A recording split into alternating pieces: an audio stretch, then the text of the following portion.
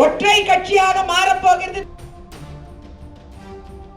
ஒரு அரசியல் கட்சியில வந்த மாதிரி எனக்கு ஒரு ஃபீலிங் இல்ல. ஒரு தொடர்ந்து நிரூபித்துக் கொண்டிருக்கிறது. நாங்க சாதாரண ஆளுங்க.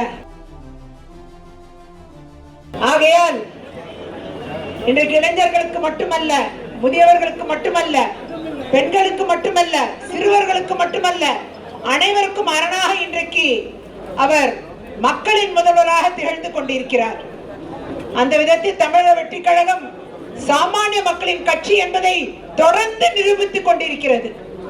அந்த வகையில் அலை அலையாக மக்கள் வந்து தங்களை இணைத்துக் கொண்டு தமிழக வெற்றிக் கழகத்தின் கரங்களை வலுப்படுத்துவது மட்டுமல்ல, அது தமிழகத்தின் கரங்களை வலுப்படுத்துவதாக நான் பார்க்கிறேன்.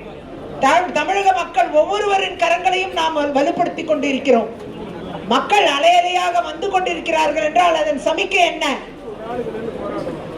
அதன் சமிக்கை தமிழ்நாட்டில் ஒற்றை கட்சியாக மாறப்போகிறது தமிழக வெற்றிக் கழகம் என்பது உறுதி. ஆகையால் பல்வேறு கட்சிகள் ஆண்டன மாண்டன.